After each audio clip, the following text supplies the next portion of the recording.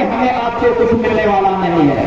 बिना संघर्ष के हम सभी के अपने संघर्ष के अगर चाहते तो दुनिया अपने देश में सबसे ज्यादा ऐसे ऐसे आराम से बिताते उनसे ज्यादा ऐसे आराम से कोई जिंदगी बिताने वाला नहीं था, लेकिन सबको ठुकरा दिया, सारी सुविधाओं को ठुकरा दिया, सारे जिंदगी आजीवन संघर्ष किए, उनसे सीख लेकर के हमें आपको उन्हीं के बताए उन्होंने कैसे कैसे अपने जिंदगी में संघर्ष किए वैसे हमें आगे संघर्ष करना है। और साथियों तो और बातें बता दी है, बहुत ही शार्ट कट में बताएंगे, ज्यादा टाइम नहीं लेंगे, लेकिन हमारा बताना आप लोगों का समझना बहुत होगा।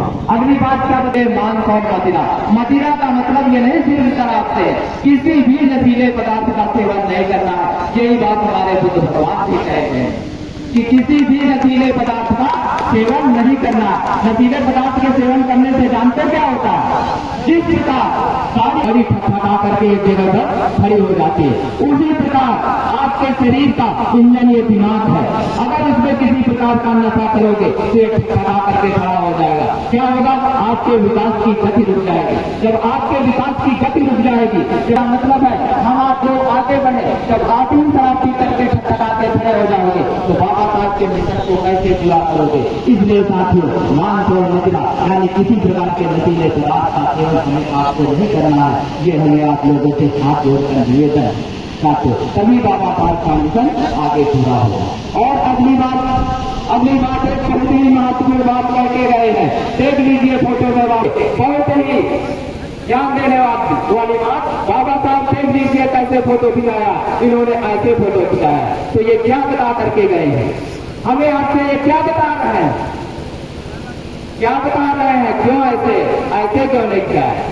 साथी हमसे ये बता रहा है कि दिल्ली की ओर चलो, दिल्ली की ओर चलो यानी संसद की ओर चलो, संसद की ओर चलो यानी अपनी सरकार बनाओ, दिल्ली की ओर चलो, संसद की ओर चलो यानी अपनी सरकार बनाओ। ऐसा क्यों कहा है इन्होंने अपनी सरकार बनाओ, क्योंकि साथियों आप लोगों ने देखा होगा सब कुछ सत्ताधारी लोगों के हाथ में होता है, सब कुछ सत्ताधारी लोगों के हाथ में होता है। देश की बात जो सत्ताधारी लोगों के हाथ में होती है, देश के खजाने की भी सत्ताधारी लोगों के हाथ में होती है। सत्ताधारी लोग जिस जाति धर्म को चाहे तो दबा सकते हैं और जिस जाति धर्म को चाहे उसको ऊपर उठा सकते हैं। साथियों यही हो रहा है, साथियों यही हो रहा है अपने देश में, यही हो रहा है। तो धर्म कट सकते हैं, बुद्ध धर्म के बारे में आप लोग जान लीजिए, पढ़ लीजिए, बिल्कुल कट सकते हैं। जितनी बातें लिखी हुई हैं, जितने लोग बैठे हुए हैं आप उन लोगों से मालूम कर लीजिए कि जितनी बातें लिखी हुई हैं बिल्कुल कट सकते हैं। और जो धर्म अब कहते हुए हमको बहुत दुख हो रहा है, जो धर्म बिल्कुल असत्य है, झूठा है, अत्याचारी है, हिंदू धर्म वो है, यानी हिंदू धर्म अत्याचार से भरा हुआ है, उस धर्म को क्या बढ़ावा दिया जा रहा है। बहुत जल्द ही अपना देश हिंदू राष्ट्र घोषित होने जा रहा है, बहुत ही जल्द अपना देश हिंदू राष्ट्र घोषित होने जा रहा है। चारों तरफ जय जयकार हो रही है। साथियों बाबा साहब की किताबें उठाकर देख लीजिए, एक बहुत ही महत्वपूर्ण बात कह के गए हैं, एक बहुत ही महत्वपूर्ण बात कह के गए हैं। साथियों उनकी बात को ध्यान रखना, साथियों उनकी बात को ध्यान रखना, बाबा साहब का काल में हिंदू धर्म घोषित होने नहीं देना।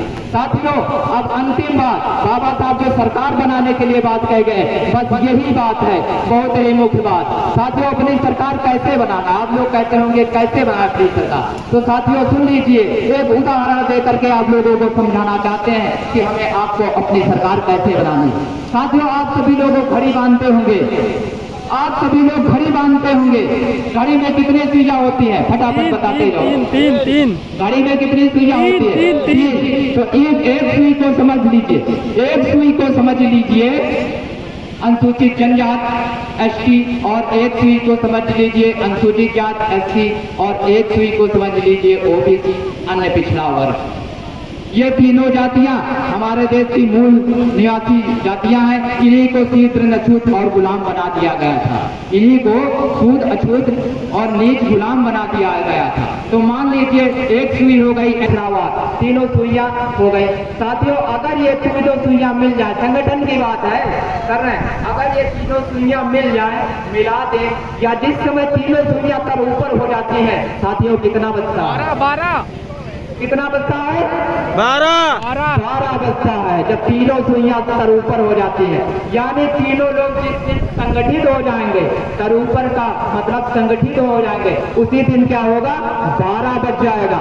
12 बजने का मतलब जानते हो, समय सीमा समाप्त। 12 बजे के आगे तो कुछ बचता नहीं, फिर एक बचता, यानी समय सीमा समाप्त। किसकी समय सीमा समाप्त? विरोधियों की समय सीमा समाप्त। जिस दिन तीनों लोग घड़ी की सुइयों के तरीके से हम लोग संगठित हो जाएंगे, उसी वक्त विरोधियों का 12 बज जाएगा, यानी उनकी समय सीमा समाप्त हो जाएगी और हमारी सरकार बनेगी। जब हमारी सरकार बनेगी साथियों, तो हर जगह हमारे हित के काम होंगे। जब हमारे हित के हर जगह काम होंगे तो साथियों हम आगे क्यों नहीं बढ़ेंगे? जब हम और आगे बढ़ेंगे तो साथियों हमारा आपका ये आगे बढ़ना ही बाबा साहब का मिशन जो है पूरा होगा, बहुत ही जल्द पूरा हो जाएगा। साथियों ज्यादा टाइम नहीं है, इसी निवेदन के साथ हमने जितनी बातें आप लोगों के समझ में रखी, समझ में साथियों इस कान से सुन करके इस कान से निकालना नहीं, ये हमारा आप लोगों से हाथ जोड़ करके निवेदन है। ये बातें गहराई से अपने दिमाग में सोचना है और अपनी सरकार बनाना है। जितनी बातें बाबा साहब बता के गए हैं उनको जानना है, मानना है और अपने मिशन को आगे बढ़ाना है। अब साथियों बहुत ही जोरदारी के साथ वही नारा लगाना है जिस नारे को आज तक आप लोग हवा में लगाते रहे हैं, आप अपने दिल से लगा दीजिए। बाबा आपका मिशन अधूरा, हम सब मिलकर करेंगे पूरा। बाबा आपका मिशन अधूरा, हम सब मिलकर करेंगे पूरा। बाबा आपका मिशन अधूरा, हम सब मिलकर करेंगे पूरा। बस साथियों इसी विनती के साथ, इसी निवेदन के साथ साथियों आप सभी लोगों से हम विनम्र निवेदन करते हैं, आज्ञा लेते हैं। बस साथियों यहीं से हम अपनी बात को समाप्त करते हैं। नमो बुद्धाय, जय भीम, जय भारत, जय संविधान। बहुत बहुत साधुवाद। आप